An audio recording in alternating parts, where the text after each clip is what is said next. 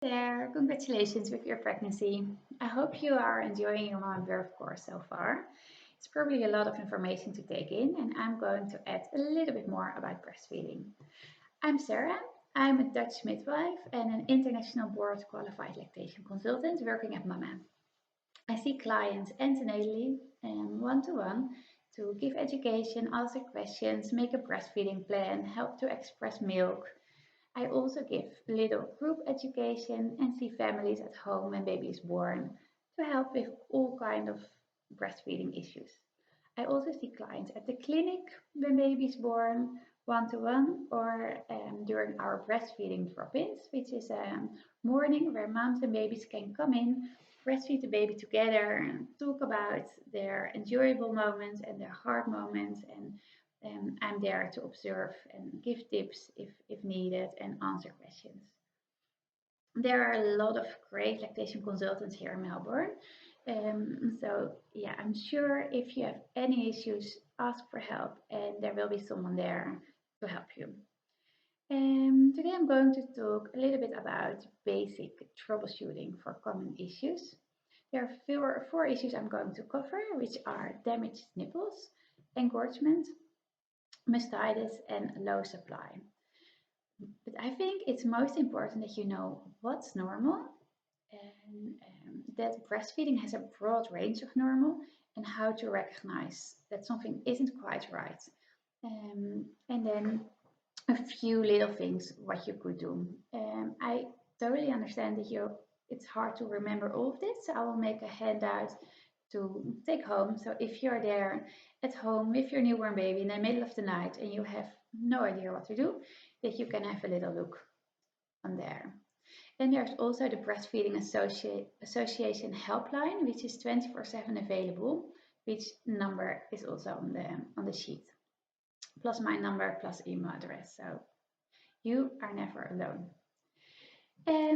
Starting with damaged nipples, which is not normal, but unfortunately it is common. Um, when you're breastfeeding and it does feel painful or sore, try to stop the breastfeeding. So to break the seal with your finger and try again to get a latch that there's as much as possible of your nipple and areola and breast in baby's mouth. A deep latch will make the feeding not painful and will not damage your nipples. Sometimes there's something with baby's mouth, like a tongue tie, that there's a restriction which can cause the pain. So again, if you experience pain which you cannot solve, ask for help and have someone check the baby and the breastfeeding. If you already have damaged nipples, a few things might help. The first thing is breast milk. The breast milk is not only great for baby's health, but also to heal your nipples. Dry on the air, so after you have applied some breast milk, walk around topless for a little while to have it dry. Lanolin gel is soothing and it's nice, and hydrogist gel pads. That are silicone breast pads with a little bit of lanolin in there as well, which is a nice second skin. You can keep them in the fridge, which feels nice and cool if you apply those.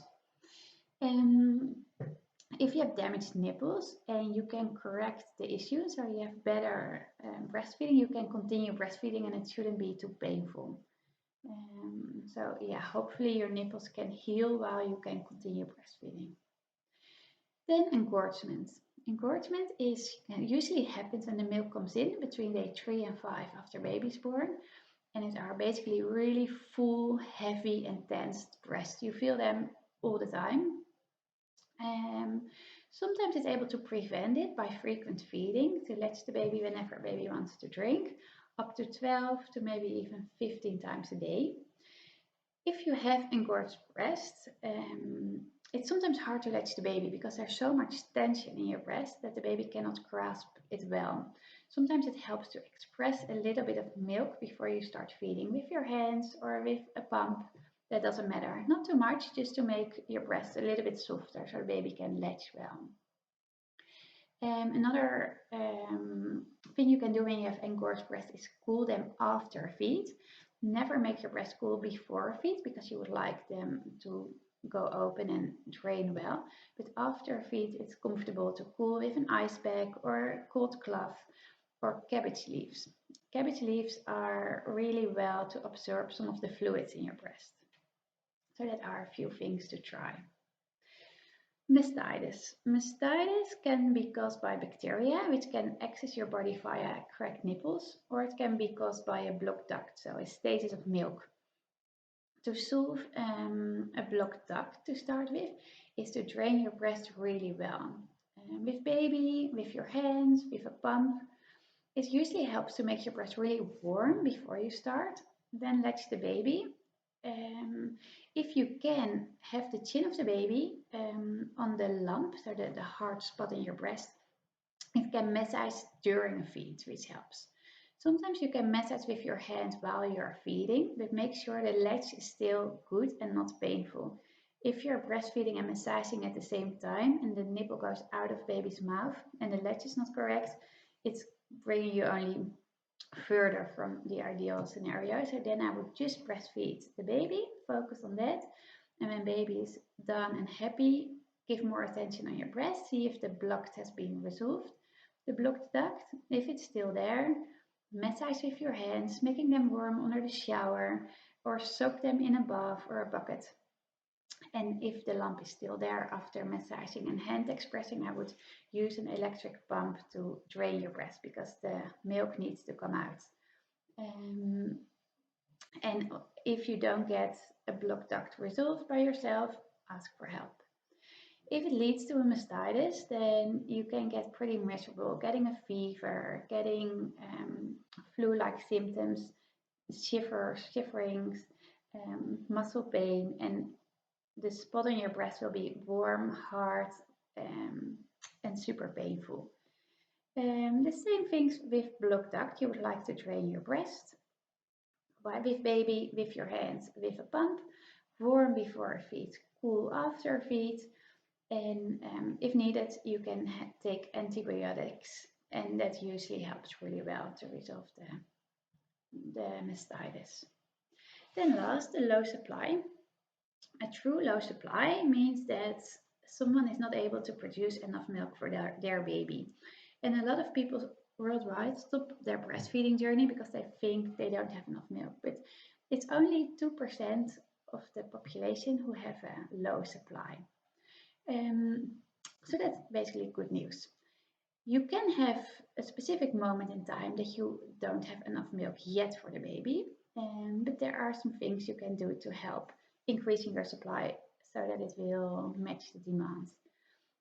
Because of the supply and demand principle, the more you ask, the more milk you will produce. So just feeding the baby as much as you can. You can also switch feed, which means switching breasts, so not give one breast or two, but give each breast twice. Besides the breastfeeding, you can express your breasts, so ask for more milk to get your supply up. And there are lactation biscuits, lactation tea to increase your supply, and also medicines. So there are different ways of increasing your supply. Those were the 4 topics I want to cover. Have a read through the handouts, and if you have any questions, please ask. I wish you all the best, a lot of joy with breastfeeding, and good luck if it's sometimes not easy. We'll be there to help you. Bye.